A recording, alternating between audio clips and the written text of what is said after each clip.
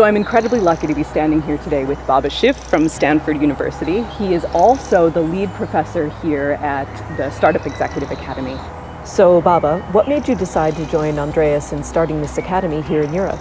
A lot of my work is on how do we kind of foster innovation and the innovation culture in ecosystems around the world. I've done work in India now for about 7 years, South Africa, in Botswana specifically, Malaysia, etc. For a long time, I had my eyes set on Europe, because if you ask anyone in Silicon Valley about Europe, they will say that that is the old economy. I mean, that's the perception.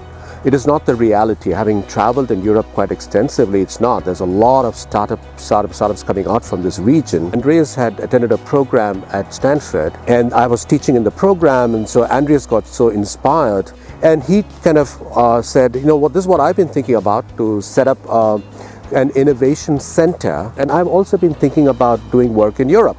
Sometimes things happen for a reason, and this, I think, was a good reason. So how did you decide to structure this program? This is similar to the other programs, what we have, the Stanford Go-to-Market program. The program that we ran last year and this year, the way we structured it was that the opening afternoon, we start off with an innovation gym, what I call an innovation gym. The idea is nothing about the content. These are some crazy exercises, but basically eliciting a lot of laughter, a lot of body movement, because we have a lot of evidence out there that laughter, movement in the body, etc., has an effect on the brain and the mind in terms of it opens up. You become much more open to it. And then we wanted to get directly into the business model itself. What are the business model canvas? What are the various elements of your business? And if once you have that as the foundation, the innovation gym is more meant to open the mind. The business model canvas is more about, okay, let us understand your business at a very macro level, and then let's start getting into the individual components. And in my experience, I think two main components that should be part of any entrepreneurial program is on crafting the value proposition. First of all, of course, understanding the market. I mean, what are the segments out there? What are the needs of the market? What are the problems you're trying to solve? And then to spend a lot of time thinking about the value proposition, right? What are the solutions you're coming up with? And I put a lot of emphasis on emotion, which is where my research is all about, saying that whether we like it or not, 90 to 95% of human decisions and behaviors are being shaped non-consciously by emotion. So how do we kind of craft the value proposition? Because my experience has been that many entrepreneurs come in from a technical background, and they tend to think that others also think in technical terms, which is okay, but you need to kind of talk to a much broader audience, and therefore to force them to think in terms of, if you have these features in your product, in your solution, if you have these benefits, how do you translate them into emotion so that you create this emotional resonance with the consumer if it is business to consumer, or with the customer if it is business to business. In terms of culture, how do you see this being specific to Europe or the European mindset? If you can say that, the European mindset. Yeah, that's a fantastic question. Whenever I go to countries all around the world, one thing I observe is that Silicon Valley is in general an exception, where most of the people and the people in that ecosystem are very type 2 oriented, right? The fear of missing out on opportunities, they tend to think big. If you talk to any Stanford student, they'll be talking about the next billion-dollar company. That's they think big.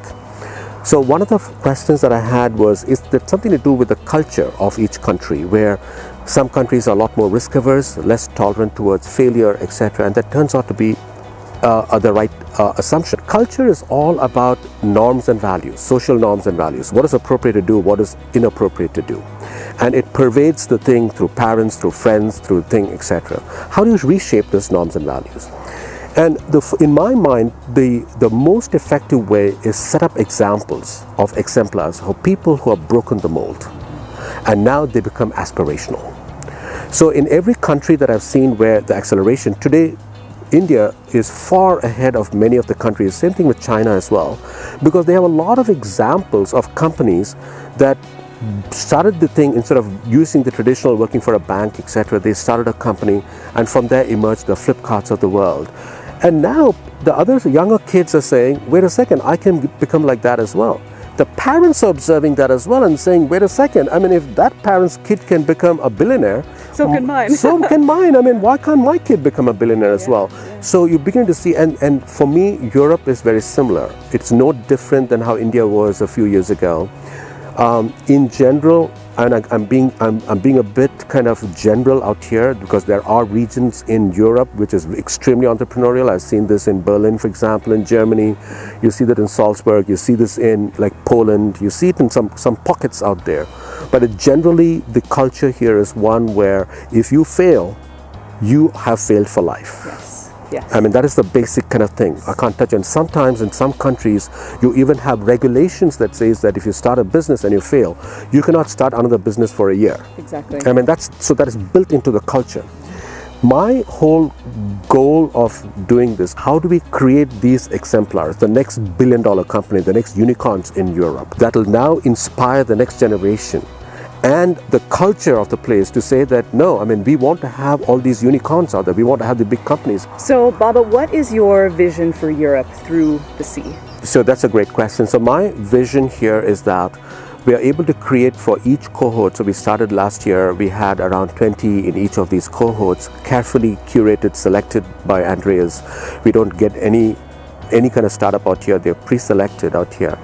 And the reason for that is we want to have at least about 10 to 20% of these companies, if possible, hit the 500 million kind of range in terms of valuation. That's incredible. But it'll be great if we have even about, from each of these cohorts, 1 or 2 companies that become unicorns, true unicorns, billion-dollar valued companies. And if that happens, I would look back and say, this time was worth its while.